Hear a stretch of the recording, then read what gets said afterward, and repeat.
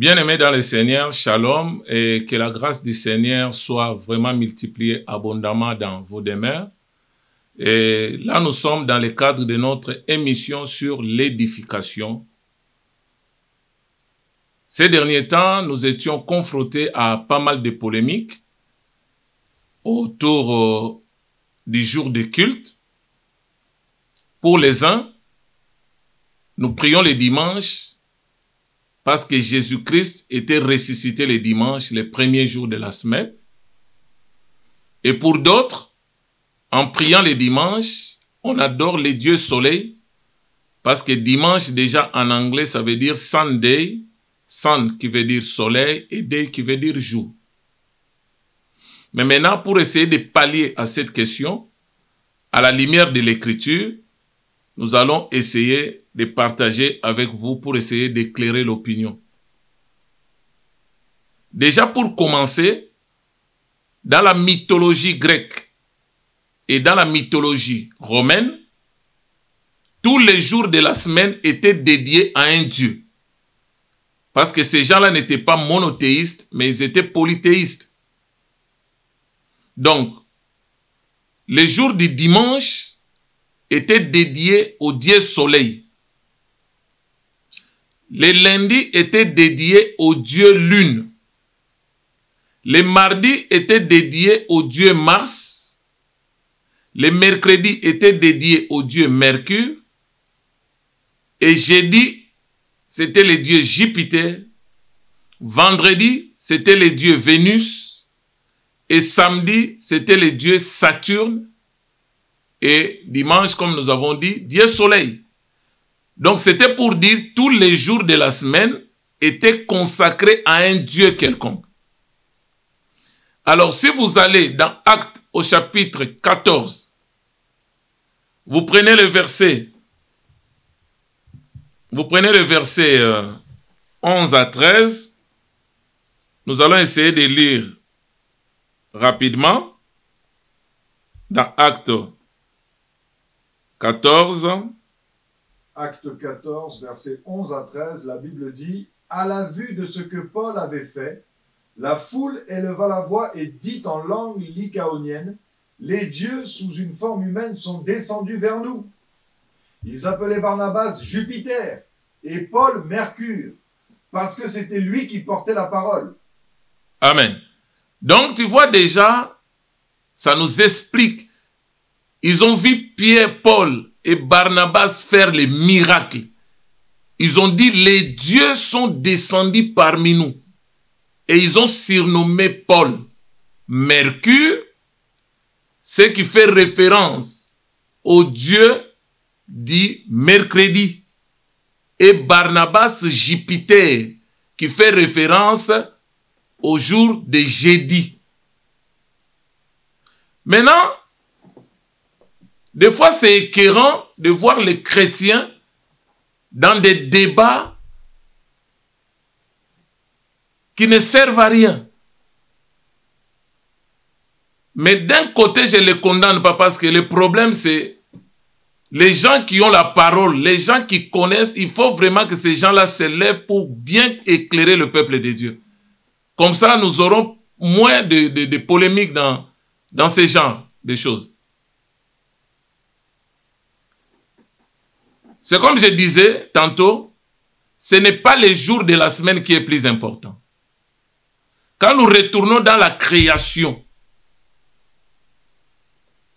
la Bible dit, l'Éternel a créé le monde pendant 6 jours, et le 7e jour, il se reposa de toutes ses œuvres. Maintenant, le 7e jour où Dieu se reposa, là je suis dans Genèse chapitre 2. Vous prenez le premier verset jusqu'au verset 2. Maintenant, il se reposa le 7e jour. Maintenant, le 7e jour, c'est le sabbat.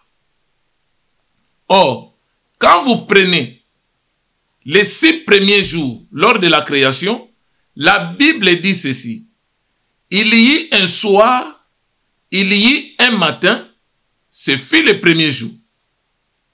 Donc, il y eut un soir, il y eut un matin, ce fut le 2e jour. Mais quand nous arrivons au 7e jour, il n'y a pas le soir ni le matin. C'est-à-dire le 7e jour, il n'y avait que la lumière. Donc par là, nous comprenons que le 7e jour qui était la lumière, c'est une personne. C'est pourquoi vous allez voir, quand Jésus-Christ est venu, parce que pour Israël, les sabbats, c'était des jours. Ils observaient les sabbats, commençant vendredi soir, pour finir samedi soir. Ça faisait d'un soir à un soir, ça faisait un jour. C'était leur jour de sabbat, le jour où ils devraient se reposer. Même dans le commandement de Dieu, dans Exode chapitre 20, il y avait une interdiction aux enfants d'Israël de faire du travail le jour du sabbat. Le premier homme qui a été tué quand Dieu a institué la loi, c'était pour avoir violé le sabbat, il ramassait du bois. Là, je suis dans Nombre 14. Il ramassait du bois pour préparer la nourriture le jour du sabbat, et la sentence, c'était la mort. On devrait les lapider. Donc, le jour du sabbat, ils devraient se reposer de leurs œuvres. C'est pourquoi, naturellement, les Juifs, le jour du sabbat, ne travaillent pas. Le jour du sabbat, même s'il te doit, il ne doit pas te payer ta dette. Il te dira, on est déjà le sabbat, c'est trop tard, attendez quand le sabbat va finir. Donc pour eux, ils prenaient ça comme repos physique, comme ça. Ne pas travailler, ne pas faire autre chose. Mais qu'est-ce que le sabbat voulait nous enseigner? Quand Jésus est venu, les jours du sabbat, il entrait dans les champs, il prenait des fruits, il mangeait avec ses disciples, et les pharisiens, les scribes, les sadducéens, ils étaient choqués pour dire, mais toi tu ne respectes pas la loi de Moïse, toi tu ne respectes pas les sabbats. Pendant les sabbats, toi tu es là avec tes disciples, tu entres dans les champs et tu manges. Il dit, je suis le maître des sabbats. Donc c'était pour dire, le sabbat en réalité c'est une personne. C'est moi Jésus. C'est moi la lumière. C'est moi le 7e jour. C'est moi le repos. C'est moi le jour de repos. Maintenant, quand vous lisez dans Matthieu chapitre 11, le verset 28, Jésus dit ceci. Venez à moi, vous tous qui êtes fatigués et chargés. Je vous donnerai du repos pour vos âmes. Donc, en d'autres termes, les gens qui sont fatigués, ce sont des gens qui travaillent pendant les 6 premiers jours, là où il fait soir et matin.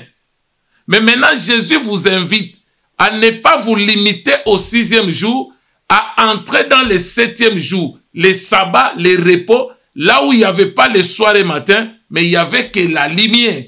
Parce que c'est lui qui est la lumière du monde.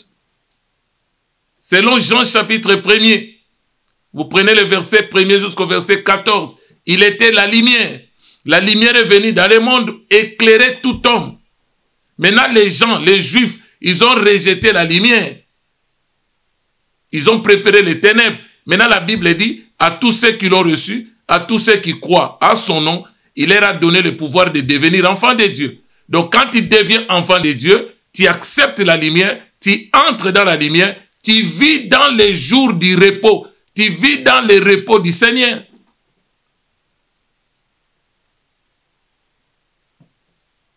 Maintenant, quand on prie lundi, on prie mardi, mercredi, jeudi, vendredi, samedi, dimanche, ceux qui sont en Christ, ils n'adorent pas ces dieux-là dans la mythologie grecque ni la mythologie romaine. Prenons l'histoire de Jésus-Christ avec la femme samaritaine. Là, nous sommes dans Jean, évangile de Jean au chapitre 4. Je commence au verset 19. Écoute ce que Jésus dit à la femme. Le Seigneur lui dit à la femme, Seigneur, lui dit la femme, je vois que tu es prophète. Verset 20. Maintenant, écoute la femme samaritaine, la référence qu'elle fait. Nos pères. C'est-à-dire, quand il parle de nos pères, il fait référence à Abraham, à Isaac, à Jacob. Il dit, nos pères ont adoré sur cette montagne. Et vous dites, vous, que le lieu où il faut adorer est à Jérusalem. Donc là, ça nous ramène dans l'histoire de Salomon. Comme il avait à un moment donné abandonné Dieu pour commencer à adorer les dieux de ses femmes, Dieu avait dit, j'allais ravir le pouvoir entre tes mains. Mais quand je me souviens de la promesse que j'avais faite à ton père David, je te laisserai 2 tribus, mais les 10 partiront. Il y avait schisme en l'an 931 avant Jésus-Christ. Juste après le règne de Salomon, il avait laissé le pouvoir à son fils Roboam. Maintenant, Jéroboam, qui était ennemi de Salomon, il était revenu. Mais maintenant, lui, il avait pris 10 tribus. Maintenant, les 10 tribus étaient appelés les royaumes du Nord. Ils avaient pour capitale la Samarie. C'est pourquoi les 10 tribus, on les appelait les Samaritains. C'est la référence que la femme samaritaine est en train de faire. Mais maintenant, les 2 tribus, Juda, qui était associé avec Benjamin, les 2 tribus formaient le royaume du Sud, capitale Jérusalem. Mais maintenant, c'est à Jérusalem où Salomon avait bâti le temple. Et quand vous prenez l'histoire de la construction du temple de Salomon, là vous êtes dans 1 Roi, je crois, chapitre 6, chapitre 7, chapitre 8. Quand Salomon a construit le temple, Salomon a dit ceci. Le jour de dédicace, il dit, Seigneur, quiconque entrera dans ce temple, quel que soit son problème, s'il prie, qu'il soit exaucé. Après, il a dit, même un peuple qui viendra de loin, qui entrera dans ce temple pour chercher ta face, qu'il soit exaucé. Or, le peuple de loin dont il était question, c'était nous, le peuple des nations. Mais maintenant, ce temple, c'était une préfiguration du véritable temple qui est Jésus-Christ. Donc, en d'autres termes, Salomon voulait dire quoi? Quand Christ viendra, le véritable temple, quiconque entrera en lui, quel que soit son problème, quelle que soit sa requête, il sera exaucé.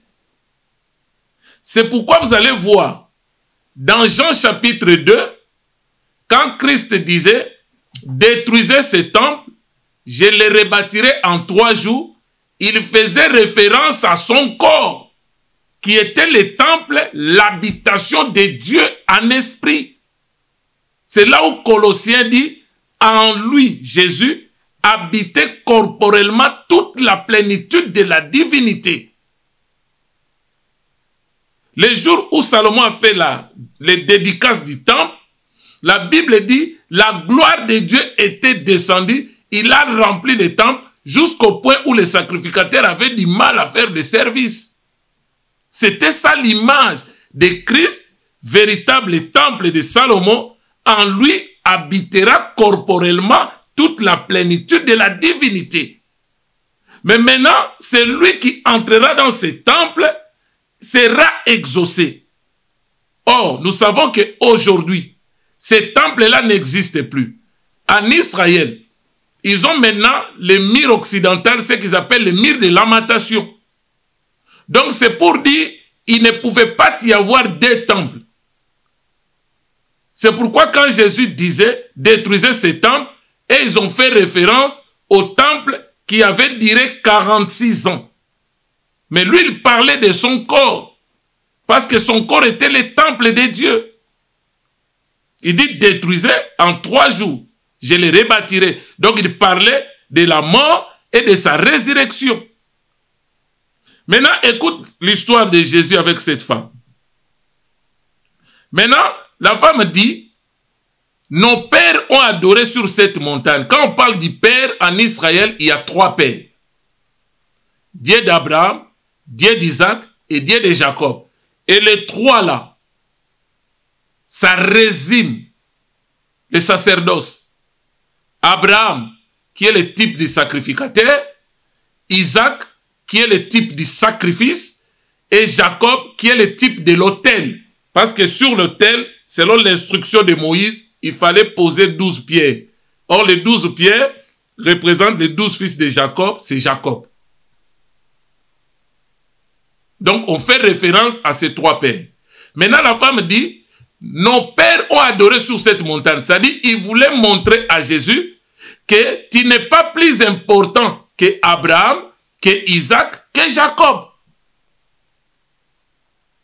Mais maintenant, Jésus dit à cette femme, femme, lui dit Jésus, crois-moi, l'heure vient. Cette heure-là, ce n'est pas midi, ce n'est pas 13 heures, ce n'est pas 3 heures, ce n'est plus 4 heures, ce n'est plus 1 heure. Cette heure-là, c'est toute une personne. C'est Jésus-Christ. On l'appelle le rocher des âges, l'ancien des jours. Il est la lumière. Il dit, l'heure vient où ça ne sera ni sur la montagne, ni à Jérusalem que vous adorerez le Père. Qu'est-ce que Jésus voulait dire? Il voulait dire, le temps viendra où ça ne serait plus les liens géographiques qui sera plus important. Ce n'est plus les liens géographiques qui sera plus important. Parce qu'il y a des gens qui pensent que quand vous avez des problèmes, il faut maintenant aller pleurer à Jérusalem. Aller pleurer sur les murs de lamentation. Non. La situation géographique, ce n'est plus ça le plus important. Il dit, ça ne serait plus sur la montagne, ni à Jérusalem dans les temples. Ce n'est pas dans les bâtiments. Aujourd'hui, il y a des chrétiens, il y a des serviteurs qui sont devenus égaux, qui sont devenus imbibés à cause de la beauté d'un bâtiment. Parce que nous avons construit un bâtiment, c'est un chef-d'œuvre. Tu vois, les gens sont gonflés. Donc les gens pensent que maintenant, comme les temples est beau, c'est que forcément Jésus est là. Non. Ce ne sera plus sur la montagne. Le lien géographique n'est plus important. Ni à Jérusalem dans les temples. Ce n'est plus le bâtiment qui est plus important. Mais il continue, il dit quoi? Vous adorez ce que vous ne connaissez pas. Mais nous adorons ce que nous connaissons. Car le salut vient des Juifs. Mais l'heure vient. Elle est déjà venue. Donc, il a fait comme si c'était une promesse. L'heure vient où ça ne serait plus. Maintenant, il dit, l'heure vient. Après, il dit, elle est déjà venue. Or, cette heure-là, c'est une personne. C'est Christ, c'est Jésus-Christ. Elle est déjà venue. Où? Où ça marque les compléments circonstanciels des lieux. Maintenant, le lieu là, c'est dans cette terre-là que nous adorons. L'heure vient où les vrais adorateurs adoreront le Père en esprit et en vérité, car ce sont là les adorateurs que le Père demande. Dieu est esprit, il faut que ceux qui l'adorent, l'adorent en esprit et En vérité. Donc le plus important aujourd'hui, c'est d'être dans un homme qu'on appelle Jésus-Christ. C'est lui le sabbat de Dieu. C'est lui la lumière. C'est lui le lieu de l'adoration. Maintenant, une fois que vous êtes en Christ, si vous priez lundi, ce n'est pas que vous adorez le Dieu lune. Si vous priez mardi, vous n'adorez pas le Dieu Mars. Si vous priez mercredi, vous n'adorez pas le Dieu Mercure. Si vous priez jeudi, vous n'adorez pas le Dieu Jupiter. Si vous priez vendredi, vous n'adorez pas le Dieu Vénus. Si vous priez samedi, vous n'adorez pas le Dieu Saturne. Si vous priez dimanche, vous n'adorez pas le Dieu Soleil. Parce que vous êtes un royaume dans un royaume. Vous appartenez à un royaume qui est Christ. C'est pourquoi un jour, il dit à ses disciples, que personne ne vous dise, regarde le royaume de Dieu. Les voici, les voilà. Parce qu'au moment où moi je vous parle, le royaume de Dieu est au milieu de vous. Il parlait de lui-même. C'est lui le royaume. C'est pourquoi les vrais enfants de Dieu, les vrais adorateurs du Seigneur, ils sont en Christ. Ils peuvent prier dans les bâtiments qu'on appelle église. Ils peuvent prier dans les maisons. C'est toujours un bâtiment. Ils peuvent aller prier même en prison. Paul et Silas, ils étaient en prison. Pierre, ils étaient en prison. Ils ont adoré le Seigneur les a visités, le Seigneur les a libérés. Ce n'est pas le lieu géographique qui est plus important. Ce n'est pas la beauté du bâtiment qui est plus important. Non. C'est d'être en Christ. C'est là où Paul dit quoi? Ce qui est quelque chose, c'est être né de nouveau. C'est être en Christ. C'est ça ce qui importe. Il dit, vous êtes dans le monde, mais vous n'êtes pas du monde. Votre royaume, c'est un royaume céleste. Vous appartenez à un royaume. Si, aujourd'hui, l'État décide que les gens vont commencer à travailler les dimanches et à ne pas travailler les mercredis, on dit le week-end, maintenant, ça sera mercredi et jeudi. Et le reste des jours, les gens vont aller travailler. Mais maintenant, vous allez dire quoi? Le sabbat a changé? Vous allez dire quoi? Nous n'allons pas prier? Non. Chaque jour de la semaine, si vous avez l'opportunité pour louer Dieu, pour prier Dieu, pour servir, vous le faites. Vous n'adorez personne à une seule condition, que vous soyez en Christ. C'est ce que Jésus voulait dire à la femme samaritaine. Fini avec ce conflit-là des Samaritains avec les Juifs. L'important, ce n'est plus sur la montagne où Dieu exauçait nos pères. Ce n'est plus dans le temple de Jérusalem où il exauçait les Juifs. Mais maintenant, l'exaucement de Dieu s'est fait dans un homme que nous appelons Jésus-Christ. C'est pourquoi en dehors de Jésus, c'est la mort. En dehors de Jésus, il n'y a pas la vie. Nous devons être en Christ, ancrés en Christ. Voilà pourquoi il dit, je suis en vous et vous êtes en moi. Votre vie est cachée en Jésus-Christ dans les lieux célestes. Il dit, mes brebis, ils sont entre mes mains. Personne ne les ravira de ma main et ils ne périront jamais. Que Dieu vous bénisse.